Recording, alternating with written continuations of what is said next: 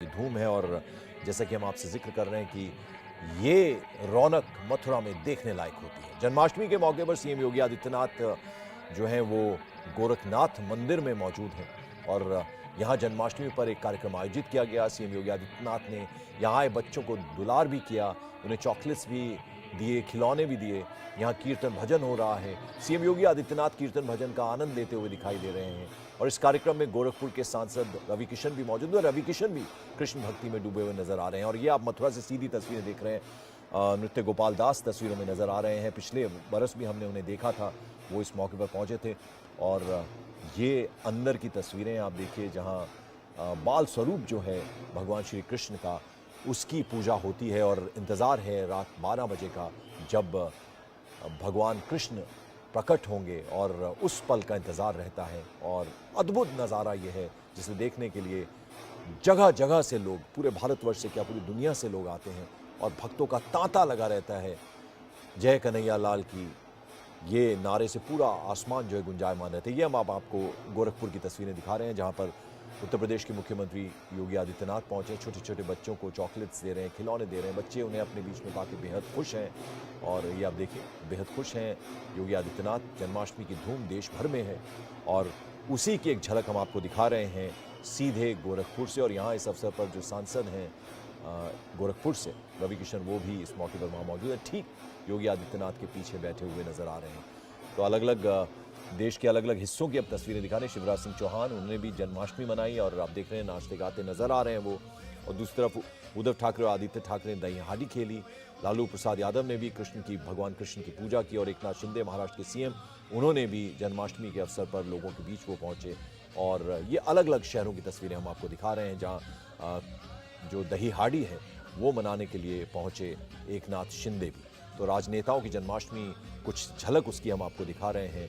अलग अलग जो जगहें हैं, जैसे अगर मध्य प्रदेश की हम बात करें तो वहाँ आप देख रहे हैं शिवराज सिंह चौहान भक्ति में लीन नज़र आ रहे हैं और गोपियों का स्वरूप वहाँ पर धरा है। छोटे छोटे बच्चों ने उनके साथ नृत्य करते हुए नज़र आ रहे हैं और भजन गाने का भी बहुत शौक है मध्य प्रदेश के मुख्यमंत्री शिवराज सिंह चौहान को। तो वो उनका एक अलग रूप देखने को मिलता है। उनके साथ उनकी पत्नी भी हैं। और मथुरा की सीधी तस्वीरें हम आपको दिखा रहे हैं। कितने खूबसूरत ढंग से, कितने सुंदर ढंग से राधा और कृष्ण की मूर्तियों को सजाया गया है। नए नए वस्त्र उन्हें पहनाए गए हैं, मालाएं हैं गले में और फूलों की वर्षा हो रही है। और आप देखिए कितनी बड़ी संख्या में भक्त जो हैं वो पहुंचे हैं भगवान के दर्शन करने के लिए और उस पल का इंतजार कर रहे हैं। ठीक 12 जब बजेंगे तो कृष्ण प्रकट होंगे।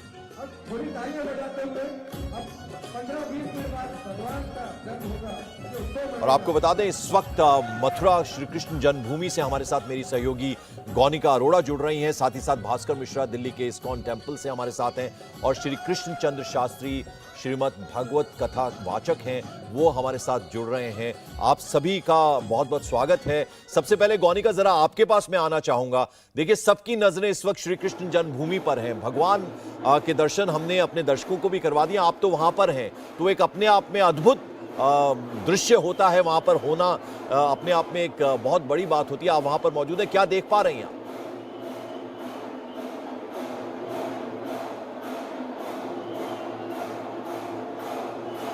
गौनिका तक मेरी आवाज नहीं पहुंच रही क्योंकि आप समझ सकते हैं कितना वहां पर शोर है। भक्त जो हैं वो जय श्री कृष्ण के नारे वहां पर लगा रहे हैं। अभी जरा भास्कर के पास चलते हैं। भास्कर, आप इस्कॉन टेम्पल पे हैं, पूरी दुनिया से जो भक्त हैं वो पहुंचते हैं इस्कॉन टेम्पल में भी भगवान श्री कृष्ण के दर्शन करने के लिए। आप वहां पर हैं, क्या कुछ देख पा रहे हैं आप?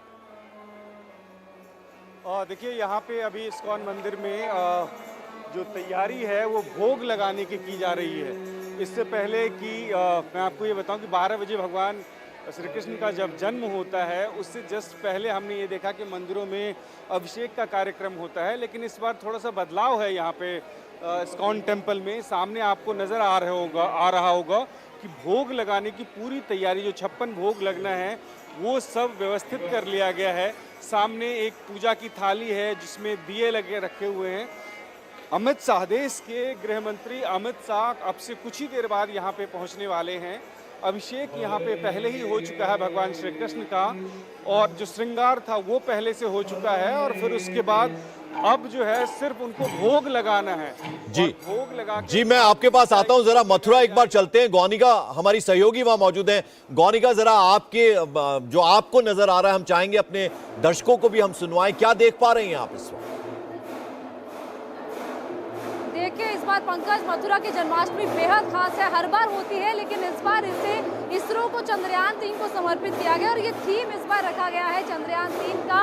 और यही वजह है कि जो आप सामने बांके बिहारी की वो बड़ी सी प्रतिमा देख रहे हैं, उन्होंने जो पोशाक पहनी हुई है उसे प्रज्ञान प्रभास का नाम दिया गया है, यानी कि वो प्रज्ञान रोवर के नाम पे इस पोशाक का नाम रखा गया है। इसके अलावा जो पोशाक जन्मोत्सव के बाद भगवान को पहनाई जाएगी उसका नाम भी प्रज्ञान प्रभास रखा गया है। इसके साथ साथ ये जो पूरा सजा हुआ ये फूल बंगला देख रहे हैं, ये पंडाल देख रहे हैं, इसे सोमनाथ पुष्प बंगला नाम दिया गया है, यानी कि एस सोमनाथ के नाम पर जो हमारे इसरो चीफ है उनके नाम पर इसे समर्पित किया गया है। तो ये एक तरीके से एक डेडिकेट किया गया है कि कैसे इसरो को चंद्रयान 3 को भारत की उपलब्धियों को हम यहाँ पर जन्माष्टमी में उसकी झलक देख पा रहे हैं। और जहाँ तक इंतजार सबको है 12 बजे का, जब भगवान का जन्मोत्सव होगा तब यहाँ पर तैयारियां और ज़्यादा जोर शोर से दिखाई देगी, क्योंकि सामने की तरफ आप देख रहे हैं अभी फिलहाल भगवान को कमल अर्पित किए जा रहे हैं और 1008 कमल भगवान को अर्पित किए जाते हैं। ये सत्यार्चन इसे कहा जाता है, यानी कि भगवान को आह्वान किया जाता है कि अब आप जन्म लें। तो क्या अभी ये प्रक्रिया शुरू हो चुकी है और 12 बजे 11:59 पर पट बंद कर दिए जाएंगे और फिर 12 बजे जब पट खुलेंगे तब वो वक्त होगा जिसके साक्षी यहाँ हम और जो भी इस वक्त दर्शक इंडिया टीवी आज मथुरा की जन्माष्टमी को देख रहे हैं वो उसके गवाह बनेंगे जब भगवान जन्म लेंगे। भगवान का बिल्कुल। और गौनिका, आपके जरिए हम देख पा रहे हैं इस वक्त राधा और कृष्ण की मूर्त जो है वो आंखों के सामने है और बेहद ही अद्भुत ये दृश्य है। श्री कृष्णचंद्र शास्त्री जी हमारे साथ जुड़ गए हैं। शास्त्री जी, बहुत बहुत स्वागत आपका। हर बार की तरह इस बार भी आपने इस पावन पर्व पर आप हमारे साथ हैं, इंडिया टीवी के दर्शकों के साथ हैं। जय श्री कृष्ण। आपको आपसे जरा समझना चाहेंगे, भगवान कृष्ण की जब जब बात होती है, बहुत से रंग हैं भगवान श्री कृष्ण के, प्रेम के प्रतीक हैं, भक्ति के प्रतीक हैं। भगवान कृष्ण क्या हैं, जरा आपसे समझें। सबसे पहले तो मैं इंडिया टीवी के हमारे जितने भी दर्शक बंधु हैं उन सबको, और क्योंकि मैं अभी अमेरिका के कैलिफोर्निया प्रांत में हूं, तो अमेरिका में और संपूर्ण विश्व में 250 करोड़ से ज्यादा निवास करने वाले सनातन धर्मी हिंदू भाइयों को श्री कृष्ण जन्माष्टमी महामहोत्सव की अनेक अनेक बधाई और शुभकामनाएं देता हूं। देखिए, परमात्मा श्री कृष्ण साक्षात परब्रह्म है। अनेक रूप रूपाय विष्णवे प्रभु विष्णवे। परमात्मा श्रीमन नारायण के जो 24 अवतार हैं उनमें एक अवतार योगेश्वर श्री कृष्ण का है।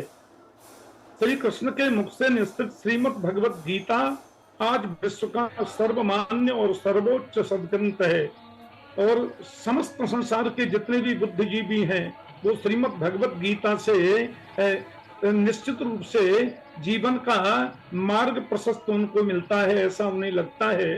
और गीता सुगीता कर्तव्या किमन्यैः शास्त्र विस्तरैः या स्वयं पद्मनाभस्य मुख पद्माद विनिस्तृतम। तो परमात्मा श्रीमन नारायण का जो लीला पुरुषोत्तम का रूप है योगेश्वर श्री कृष्ण का, आज उनका प्राकट्य दिवस है, प्राकट्य महोत्सव है। और ये अनेक रूपों में कृष्ण के हम रूपों को जब देखते हैं तो ब्रज में उनकी सुंदर बाल लीलाएं, द्वारका में उनकी राजाधिराज की लीलाएं, और महाभारत में जब वो अर्जुन को ज्ञानोपदेश करते हैं, कर्म का उपदेश करते हैं, उस समय सदगुरु के रूप में उनकी लीला। इसके लिए कृष्ण अनेक रूपों में परिभाषित होते हैं, उन्हें हम प्रणाम करते हैं, उनको वंदन करते हैं और उनके जन्मोत्सव की आप सबको बहुत बहुत बधाई देते हैं। गौनिका, चूंकि हमारे साथ कृष्णचंद्र शास्त्री जी मौजूद हैं, तो देखिए, जब भगवान कृष्ण का जिक्र होता है तो बहुत सारे मन में सवाल उठते हैं। तो मैं चाहूंगा कि अगर आपके भी मन में भगवान कृष्ण को लेकर कोई सवाल हो तो आप कृष्णचंद्र शास्त्री जी से पूछ सकती हैं। पंकज, शास्त्री जी से एक सवाल मैं जरूर पूछना चाहूंगी कि शास्त्री जी, ये 12 बजे का वक्त ही क्यों होता है? 12 बजे ही क्यों भगवान जन्म लेते हैं? दिन के किसी और पहर में नहीं, क्यों नहीं? किसी और वक्त में क्यों नहीं? ये 12 बजे का वक्त ही ऐसा क्यों होता है? देखिए, मैं आपको एक बात बताऊं बड़े आनंद पूर्वक। हमारे यहाँ परमात्मा नारायण श्री विष्णु के जो 24 अवतार हुए, समस्त अवतार 12 बजे ही हुए। ये आनंद की बात है। जितने भी अवतार आज तक हुए परमात्मा के, सबका प्राकट्य 12 बजे हुआ, क्योंकि 12 बजे के समय को हमारे यहाँ अभिजित मुहूर्त कहा जाता है। अभिजित का तात्पर्य होता है जिसको कोई जीत नहीं सकता, जिसको किसी भी प्रकार से उस पर विजय प्राप्त नहीं की जा सकती। ऐसा महापुरुष, ऐसा दिव्य जिसमें जन्म ले, उसको अभिजित मुहूर्त कहते हैं। और फर्क केवल इतना है, भगवान के कोई अवतार दिन में 12 बजे प्रकट हुए और कोई रात्रि में 12 बजे प्रकट हुए, लेकिन परमात्मा के प्राकट्य सब 12 बजे ही होते हैं, क्योंकि इसको अभिजित मुहूर्त कहा जाता है, श्रेष्ठतम मुहूर्त कहा जाता है। इसलिए शास्त्री जी देखिए, भगवान कृष्ण का जब जब हम जिक्र करते हैं तो उनका बाल्यकाल जो है उसमें माँ के साथ उनकी अठखेलियाँ करना, नटखट बाल गोपाल उनका नाम था, और फिर गैया चराना, गोपियों संग खेलना और बांसुरी बजाना, और फिर अर्जुन को जिस तरह से गीता उपदेश उन्होंने दिया, तो बहुत सारे कृष्ण के जीवन से बहुत सारे सार हैं, उसके बहुत कुछ सीख सकते हैं। हाँ जी, देखिए परमात्मा के अवतारों में जो कृष्णावतार है न, वो अत्यंत सरल, अत्यंत गंभीर। और ब्रज में जब श्री कृष्ण पधारे, 11 वर्ष और 56 दिन की उम्र तक श्री कृष्ण ने ब्रज में लीलाएं की, और उन ब्रजवासियों को ऐसा गले लगाया, उनके संग स्नेह किया, उनके संग माखन खाया, उनके संग लीलाएं की, ताकि उनको ये लगे कि कृष्ण हमारा ही है, कृष्ण मेरा है। ब्रजवासी बल्लभ सदा मेरे जीवन प्राण, इनको ना ही विसारे हो मोहिनंद बाबा की आन। भगवान कहते हैं कि ब्रजवासी, जहां मैंने जन्म लिया, जहां मेरा प्राकट्य हुआ, ये ब्रजवासी मुझे प्राणों से ज्यादा प्रिय हैं, इसलिए भगवान उनसे बहुत स्नेह करते हैं। और एक विशेष बात आपको बताएं, 11 वर्ष और 56 दिन की उम्र तक श्री कृष्ण जब ब्रज में रहे, तो उन्होंने कभी भी भगवत्ता का बोध नहीं होने दिया, कभी भी ये प्रकट नहीं होने दिया कि मैं साक्षात परब्रह्म हूँ, मैं साक्षात परमात्मा हूँ। यहाँ तो वो ऐसे ही रहे कि ब्रजवासियों को लगे कि ये मेरे हैं, मैं हूँ श्री भगवान का, मेरे श्री भगवान, अनुभव यह करते चलो तज ममता अभिमान। हमारी वैष्णवी पद्धति में, हमारी सनातन संस्कृति की पद्धति में भगवान को किसी भी रूप में हम भज सकते हैं। भगवान को भाई मान करके भजें, भगवान को मित्र मान करके भजें, भगवान को गुरु मानकर भजें, भगवान को पति मान करके भजें। पातिलोकम इति पति, जो संपूर्ण जगत का पालन करे, जो संपूर्ण जगत का संरक्षण करे, उसको पति कहते हैं। धियाम पतिर लोकपतिर धरापति, पतिर्गतिश्चान्धक वृष्णि सात्वताम, प्रसीदताम नो भगवान सताम पति। तो भगवान को किसी भी रूप में हम भजें, किसी भी स्वरूप में उनका चिंतन करें। इसके लिए कृष्ण अवतार हुआ, वे सरल बने, वे सहज बने, वो सबके लिए सुलभ बने। यही उनके अवतार की विशेषता है। भास्कर, मैं चाहूंगा श्री कृष्ण की जब हम बात करते हैं तो उनकी लीला अपरंपार है। कुछ सवाल आपके मन में भी होंगे, तो आपको भी मैं एक मौका देता हूं, अगर आप शास्त्री जी से कुछ सवाल करना चाहें। जी देखिए, भगवान श्री कृष्ण का ऐसा विराट स्वरूप है, और जो स्वरूप उन्होंने अख्तियार किया था, पूछिए कि उनके बाल्यकाल से लेके और जितनी भी अलग अलग स्मृतियां हैं लोगों के पास में, सब उन्हें पास में लेके घूमते हैं। मैं जानना चाहूँगा शास्त्री जी से कि भगवान श्री कृष्ण का कौन सा सबसे मोहक रूप था, और उसका सबसे ज़्यादा असर आज तक लोगों के मन में क्यों पड़ा हुआ है। शास्त्री जी, अगर आपने सवाल सुन लिया हो, सवाल उनका यह है कि भगवान कृष्ण का कौन सा सबसे ज्यादा मोहक रूप था। देखिए, भगवान श्री कृष्ण के जितने भी रूप हैं, जितने भी लीलाएं हैं, सभी मोहक हैं, सभी आनंद वर्धक हैं। लेकिन श्रीमद् भागवत में एक श्लोक आता है, यन्मर्त्य लीलौ पैकं स्वयोग मायावलम दर्शयता गृहीतम विस्मापनम स्वस्य च सौभगर्धे परम पदम भूषण भूषणांगम। तो उद्धव जी महाराज बता रहे हैं विदुर जी को, महामना विदुर जी को, कि कि देखो कृष्ण का जो बाल रूप है, कृष्ण की जो बाल चपल सुलभ लीलाएं हैं, वो लीलाएं बड़ी मोहक होती हैं। हम लोग सुंदर बनते हैं, हम लोग सजते हैं, श्रृंगार धारण करते हैं सुंदर बनने के लिए, लेकिन भगवान को सुंदर बनने के लिए श्रृंगार पहनने की जरूरत नहीं पड़ती। भगवान के स्त्री विग्रह में जाकर तो श्रृंगार भी सुंदर हो जाता है, श्रृंगार भी आभूषित हो जाता है। तो उनका जो बाल लीला है ना, हमारे ब्रज में जिन्होंने वो बाल सुलभ लीलाएं की, वो अत्यंत मोहक हैं, अत्यंत आनंद वर्धक हैं। एक मैं आपको बड़ी सुंदर सी बात बताऊं, श्री मधुसूदन सरस्वती जी महाराज एक बड़े भारी विद्वान हुए, वे अद्वैत वेदांत के बड़े मनीषी, और वो श्रीधाम वृंदावन में आए और यहाँ जब कृष्ण की लीला का चिंतन किया और उनको कृष्ण का दर्शन हुआ, तो महाराज वो अपने श्लोक में कहते हैं बनारस में जाके कि वेदितरुम प्रतिशाखम मृगितम मिलितम न तत्पर ब्रह्म मिलितम मिलितम इदानीम गोपबधूति पटांचले निबद्ध। वे कहते हैं मैंने वेद रूपी कल्प वृक्ष की एक एक शाखा, एक एक पत्ते पर ब्रह्म को खोजा, बहुत श्रम किया, पर मैं उससे मिल न पाया।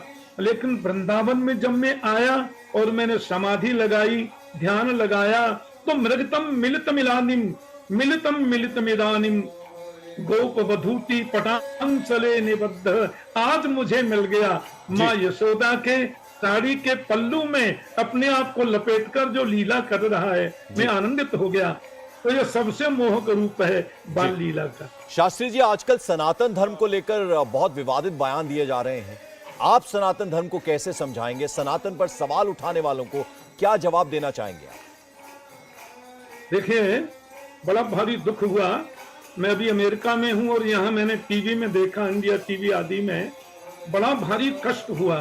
सनातन संस्कृति को ये लोग जानते नहीं हैं, सनातन संस्कृति के बारे में इनको जानकारी नहीं है। आपको जानकर आश्चर्य होगा, संपूर्ण विश्व में सर्वाधिक हिंदू समाज है, सर्वाधिक सनातनी लोग हैं और 250 करोड़ से ज्यादा हिंदू संपूर्ण विश्व में निवास करते हैं, जिसमें 100 करोड़ तो भारत में ही है। और हमारे सनातन संस्कृति का नियम है, जहां शरीर का दाह संस्कार किया जाए, दफनाया नहीं जाए, उसको सनातन कहते हैं। जहां पर जो है जनेऊ आदि के अवधारणा हो, उसको सनातन कहते हैं। सनातन में मूर्ति पूजा भी है और निर्गुण की उपासना भी है। तो जितने हमारे बौद्ध भाई हैं वो सब सनातनी हिंदू हैं, जितने हमारे जैन भाई हैं वो सब सनातनी हिंदू हैं।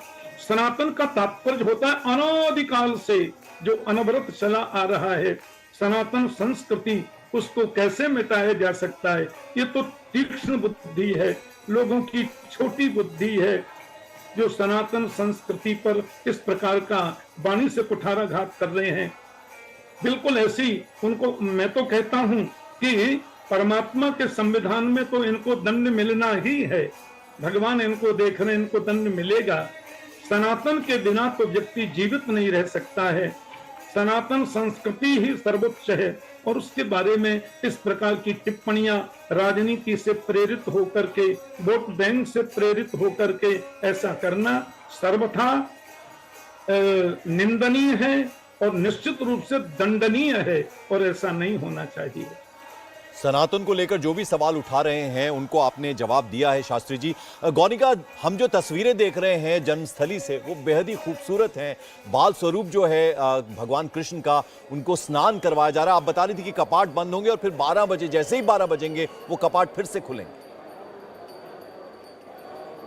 बिल्कुल पंकज, जब कपाट 11:59 पर बंद होंगे, उसके बाद जब 12 बजे कपाट खुलेंगे तो वो क्षण होगा जब भगवान का जन्म हो चुका होगा और उसके बाद सीधा ही पहले आरती की जाएगी जो लगभग 5 मिनट तक चलेगी और उसके बाद 12:05 से वो महाअभिषेक शुरू होगा जो अपने आप में देखने में इतना भव्य होता है। मैं जरा कैमरामैन से कहूँगी आपको विजुअल्स दिखाएं कि जो मंदिर के दरबार के राइट साइड में आप देख रहे हैं, जो सोने और चांदी से बनी हुई गौ माता की प्रतिमा है, इन्हीं गौ माता की प्रतिमा के थन से जो दूध निकलेगा उसी दूध से सबसे पहले भगवान का स्नान किया जाएगा, उनका अभिषेक किया जाएगा। ये जन्माभिषेक होगा जो कि लगभग 15 मिनट तक चलेगा और उसके बाद 12:20 से शुरू होगा वो महाअभिषेक, जिसमें दूध, दही, शहद, बूरा, इसके अलावा घी, इन सभी तत्वों का इस्तेमाल किया जाएगा और उसके बाद वो पंचामृत बनेगा जो फिर जो भी यहाँ पर भक्तजन आए हैं उनमें वितरित किया जाएगा। और अभी फिलहाल भगवान को पुष्प अर्पित किए जा चुके हैं। अब सिर्फ कुछ मिनट का वक्त बाकी है जब पट बंद होंगे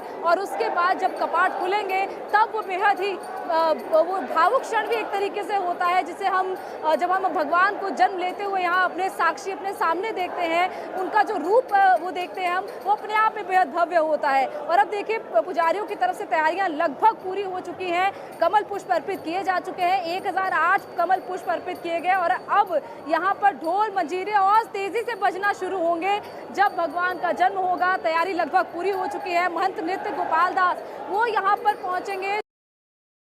बिरयानी बिरयानी बिरयानी तो सर्वभूतेभ्यो अभयम ददामी एतत् मम व्रतम, मैं प्राणी मात्र से अभय देता हूँ, ये मेरा व्रत है। इसलिए भगवान अब जब अर्जुन ने कहा मुझे सेना नहीं, मुझे आपकी जरूरत है, भगवान बोले मैं तो शस्त्र ही नहीं चलाऊंगा, बोले आदमी मैं तो खाली रथ हाँकता हूँ, बोले मुझे रथ चलाने वाले की जरूरत है। यही कारण है कि इतना पूरी सेना रहने के बावजूद और परास्त हो गए और कृष्ण अकेले थे पांडवों की ओर, पर उनका विश्वास था, भगवत बुद्धि थी, तो पांडव जीत भी गए और ऐश्वर्य भी मिला और राज्य भी मिला। एक बार फिर कोशिश करते हैं गौनिका के पास जाने की, जो इस वक्त कृष्ण जन्मभूमि में ही मौजूद हैं, लेकिन आवाज इतनी ज्यादा है, भगवान कृष्ण प्रकट हो चुके हैं और उन्हें पंचामृत से स्नान करवाया जा रहा है। बेहद अद्भुत दृश्य है गौनिका, और 500 किलो गुलाब के फूल मंगवाए गए, इत्र की वर्षा की गई और इस वक्त हम तस्वीरों में दिखा रहे हैं पंचामृत से स्नान किया जा रहा है, अभिषेक किया जा रहा है भगवान कृष्ण का। बिल्कुल पंकज, दो तरीके से महाअभिषेक होता है। पहले गाय के दूध, जो हमने देखा कि गाय के दूध के थन के नीचे भगवान की प्रतिमा को रखा गया और उसके बाद लगभग 5 से 10 मिनट तक सिर्फ दूध से अभिषेक करवाया गया और उसके बाद अब चांदी का एक कमल है, जिसके जो परंपरा है हर साल की, यहाँ पर वैसे ही परंपरा इस बार भी देखने को मिल रही है कि उसी कमल में भगवान को विराजमान किया गया और वहीं पर भगवान का पंचामृत से महाअभिषेक किया जा रहा है। नृत्य गोपाल दास पास में बैठे, हालांकि उम्र की वजह से वो खड़े होकर अभिषेक नहीं कर पा रहे हैं, लेकिन लगातार जो उनके साथ उनके सहयोगी खड़े हैं वो उनका हाथ लगवा कर ही भगवान का महाअभिषेक कर रहे हैं। और ये महाअभिषेक कई तत्वों से होता है, जिसमें प्रमुख तौर पर दूध से अभिषेक हमने देखा, इसके बाद अब दही, इसके अलावा जो शक्कर है पूरा, उससे उससे भगवान का अभिषेक किया जाता है। फिर भगवान का जो अभिषेक है वो शहद और घी से भी किया जाता है, कई तरह की उसमें औषधियाँ, इसके अलावा और भी कई वस्तुओं का इस्तेमाल किया जाता है जिसका इस्तेमाल भगवान के अभिषेक में किया जाता है। तो और ये कुल मिला के एक पंचामृत बनता है। और ये दरअसल पंकज आज सिर्फ भगवान के महाअभिषेक के साथ या आरती के साथ ये पूरा कार्यक्रम या पूरा जन्माष्टमी का ये महोत्सव खत्म नहीं हो जाएगा। कल भी देखिए क्या होता है कि जब घर में कोई बच्चा पैदा होता है तो गीत गाए जाते हैं, खुशी मनाई जाती है और ये खुशी मथुरा में, वृंदावन में अगले दिन तक चलती है। यानी कि कल सुबह भी कार्यक्रम होगा जिसमें बाकायदा भगवान के लिए भजन गायन किया जाएगा। जैसे बधाई गाई जाती है वैसी ही बधाई कल गाई जाएगी, वैसा दृश्य कल देखने को मिलेगा। लेकिन अभी फिलहाल जिस पल के हम साक्षी बन रहे हैं, यहाँ पर महाअभिषेक लगातार चल रहा है।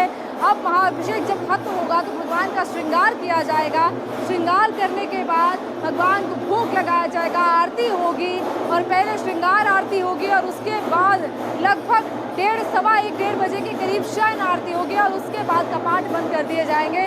भगवान को फिर नींद में सुलाया जाएगा।